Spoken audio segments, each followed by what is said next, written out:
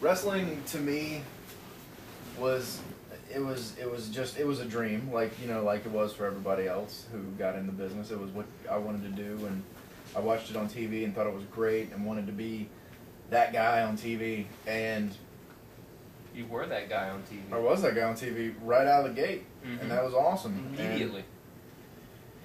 And then, did you ever get recognized, like on the street? Coincidentally, the flea market. The flea market. Yeah, because Bobby Wilson knows him. And Ken Lucas. Ken Lucas is if you want to visit Ken Lucas and like get an autograph, because he's a legitimate legend in my eyes. He's always at the flea market. I couldn't pick him out of the lineup. But okay. Well, he's a nice fucking guy too. Because you're 97 years old. I am. But I don't know. I used to really love it, and I used to really look forward to it, and then it got to the point, and I blew out my knee, and that didn't help. And IWC was there, and that was a lot of fun, and that kept me up in it, and that's why I really enjoyed it even after I hurt myself, and I wanted to go back. Then it kind of lulled for a while, and we did some shows that, they were fun, but they weren't like they could have been with the talent that was on the roster. And we met some people, or I met some people at the time, that were those my shit doesn't stink kind of people. And who were those people? At the time, burn some bridges. I will burn some bridges. I don't, personally, I don't mind the guy as a person.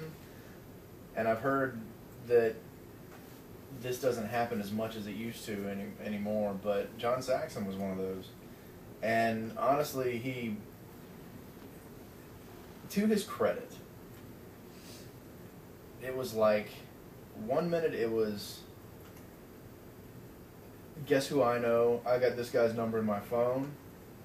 And then in the next minute, out of the next breath was, why don't you try doing this with your character? And it wasn't Reiner the Whiner shit. Some of the stuff he told me was actually decent. And even with the Reiner the Whiner, he was legitimately trying to help us. Yeah. And in his mind, he was going, he wants everybody to be the best they can. Yeah, and I agree with that. And he's projecting his vision on everybody. And there were times, I remember we did a show for Claw out in Milton one time, and he came in the locker room, Saxon, came in the locker room fucking hot. Like, he was pissed off at something. Went on a rant. And just went nuts.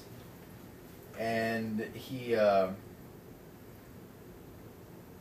don't remember if he pulled me to the side or if he just said something to me there, but he was just really, not confrontational at all, but he was just kind of saying, those are the kind of people you got to watch out for in this business, and that's what you need to make sure you avoid. And I have, and I've been doing fine since then. And I actually thanked him for that. Later, I gave him an email and thanked him for, being a dude about it. And and then I've been to some training sessions with him and stuff like that. He's a nice guy. He was a name dropper for a while. I've heard that he's not that bad anymore about it. But then, and see, I don't know if me working for Joe all that time. Crazy Joe, not Joe Gibson. Me working for Joe all that time might have, that might have gotten back to Saxon. You know what I mean? And there was the heat there. Yeah, they did have a thing.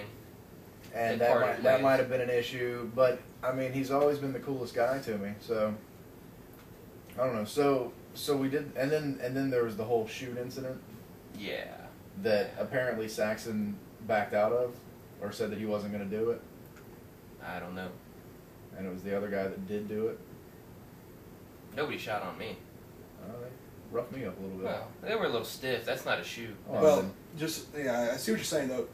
In Saxon's defense, though, not that I'm going to rush to it, because the guy can speak for himself. Oh, yeah. He's got no problems with that. And I don't mean that in any disrespect. He does have an abrasive way of trying to make you open your eyes and see things, from a veteran point of view. There's been a couple times where I'm like, my God, what a prick, Yeah. But then 5 minutes later, after I thought about what he said, oh, okay, now I see what he's talking about. Now I see where I can work on that. And that's what I'm looking at, really. It's always like he's had, I guess the best way to put it is like the best intentions in mind. Yeah. Right. And it just came off abrasive, or I'm better than you. Yeah. look at me, I've been on Raw, that kind of thing. Well, if you want to go that route too, I mean, there are a lot more people in this area who want to name drop. I mean, people who don't even matter. That's true. People who sell suits and wear earpieces everywhere will name drop anybody in a heartbeat. Yeah, definitely that guy. In the ring, I'd say he's 10 times better than me. He was very good in the ring. Fucking incredible in the ring. The only problem I ever had with Saxon was that same match when we were the heels and they were the baby faces, and they went out and Saxon got on the stick, unbeknownst to us, and said, there's one difference between, and it was Ron Fargo was his partner, me and Ron Fargo and these two guys. He said, we're athletes, and they took their shirts off and flexed their muscles and shit.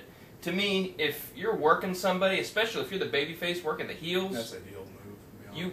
For one thing. It's actually a move you shouldn't do regardless. For another thing, you don't want to tear your opposition down. You want to build them up. Because when you beat them, and they did beat us, who did you beat if you said that we're not athletes and we aren't worth the shit? You beat nobody. That is actually one thing that Percy used to drill on us at the school all the time was, even in promos, you never want to tear down the guy that you're about to have a match with. If anything, you want to recognize that they have talent, and you recognize that, the fact that they're good enough to be in the ring with you.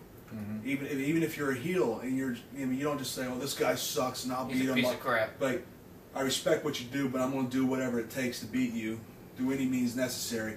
Things along that line. Because you want the people to believe that you're going to have a challenge. But yeah, I see what you're saying. Taking the shirts off and flaunting. Who am I to say that that's good or bad or not? I'm just agreeing. No champion of mine's ever going to wear a shirt. That's a whole other situation. What were we talking about before we went off on this tangent? About how... remember when I asked you what wrestling means to you, and you... So I got into the Ultimate Wrestling thing, and it was I don't know. I didn't really dig it at first. I got dubbed a locker room cancer, and didn't get booked on a couple shows because of it. Because I guess I have an attitude and I tend to voice my opinion. But it's like the whole squeaky wheel gets the grease or something like that. Pulling a gun out of it, right? No, the guns are already out. So I don't know. It's gotten a lot better now, and honestly, it was because I found a gimmick.